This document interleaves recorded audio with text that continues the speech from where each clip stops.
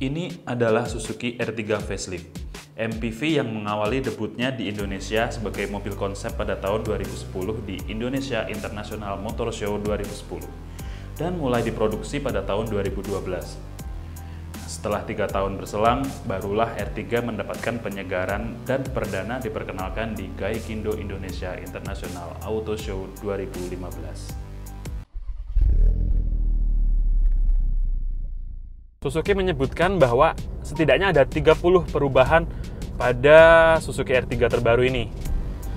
Kami tidak akan menyebutkan satu persatu apa saja perubahannya, karena Anda bisa cek langsung di salah satu artikel kami di www.autotainment.com, di artikel ini. Nah, sebagian besar dari perubahan tadi sifatnya hanyalah minor change saja. Sedangkan ada sekitar 5 ubahan utama yang mungkin menurut Suzuki itu adalah perubahan yang signifikan. Antara lain, misalnya ada pada airbag-nya. Jika di R3 yang lama, dual SRS airbag itu hanya terdapat pada tipe tertingginya, maka sekarang untuk New R3 ini semua tipe sudah ada, bahkan pada tipe terendahnya. Lalu ada pada power window-nya, sekarang juga bisa auto up. Dan spionnya bisa dilipat secara elektrik. Untuk di bangku baris kedua disediakan juga power outlet yang letaknya di bagian bawah sebelah sini, konsol tengahnya. Lalu untuk kursi di bagian row ketiga dia bisa dilipat secara terpisah 50-50 ya, seperti punyanya Avanza misalkan. Untuk desain eksterior dari mobil ini boleh dibilang hampir sama dengan yang sebelumnya, desainnya masih sama. Perubahannya mungkin ada pada desain grill yang sekarang baru lebih lebar dan dia dilapisi dengan chrome. Lalu fog lamp-nya juga ada hiasan chrome yang menghiasi di atasnya. Desain bumper depan belakang juga baru.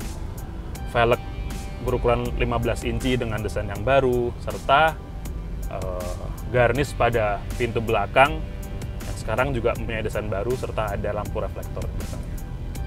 Pada interiornya sendiri, New R3 mendapatkan beberapa penyegaran seperti pada dashboardnya, head unit baru, lalu corak baru untuk joknya.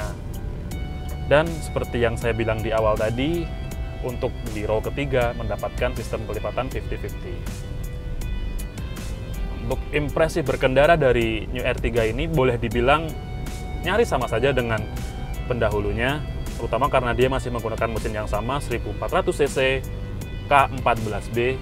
Tapi sayangnya adalah sekarang Suzuki mensunat tenaga dari mobil ini. Dari yang awalnya 95 horsepower, sekarang tinggal 92 horsepower. Ya, kalau Suzuki bilang sih ini adalah strategi untuk memberikan efisiensi bahan bakar pada si mobil ini. Jadi bisa lebih irit. Tapi selain itu, selain pemotongan dari besaran tenaga, ada juga satu lagi yang dikurangi dari mobil ini adalah ABS. Jika pada R3 sebelumnya yang tipe tertinggi dia mendapatkan ABS, sistem pengereman ABS, maka sekarang untuk tipe tertinggi sekalipun ABS-nya tidak ada. Nah, ini ada satu bocoran untuk Anda. Pemotongan ABS tadi ternyata adalah salah satu strategi marketing dari Suzuki, karena Suzuki ternyata berencana untuk mengeluarkan R3 Dresa pada bulan Januari nanti, yang menurut Suzuki akan memberikan fitur yang lebih lengkap dan interior kabin yang pastinya lebih elegan. Oke, mobil ini sendiri ditawarkan dalam transmisi manual 5 percepatan dan otomatis 4 percepatan.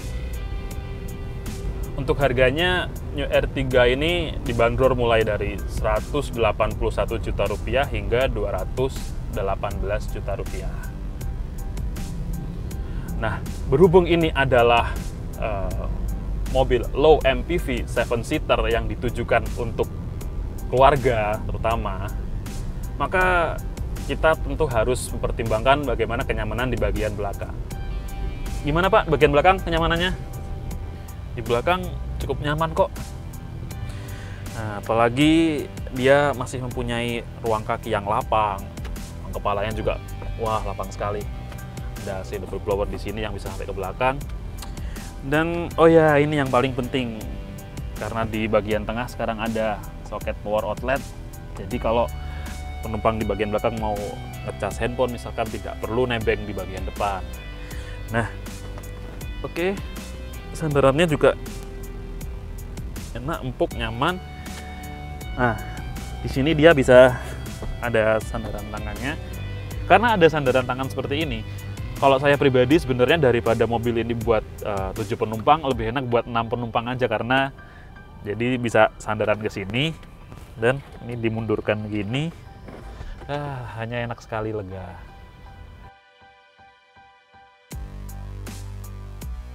Ya seperti inilah di row baris ketiga. Seperti layaknya mobil-mobil 7-seater, pasti di row ketiganya dia akan sedikit merasa dianaktirikan karena ruang kakinya yang terbatas. Jadi penumpang di row kedua harus mau sedikit mengalah untuk maju ke depan agar di penumpang di bagian belakangnya bisa mendapatkan ruang kaki yang lebih nyaman. Terlebih untuk orang dengan tinggi badan, misalkan 175 cm seperti saya atau ke atas, dan dengan postur tubuh yang sebesar saya, maka di bagian belakangnya tidaklah nyaman. Kecuali hanya untuk jarak dekat masih boleh lah, masih bisa ditoleransi. Namun kalau untuk jarak jauh, lebih baik untuk orang yang lebih kecil posturnya bagian belakang. Tapi si R3 ini untuk penumpang bagian belakangnya juga sudah dilengkapi dengan masing-masing seat belt. Ada pegangan tangan juga di sini kalau misalkan terasa manuvernya.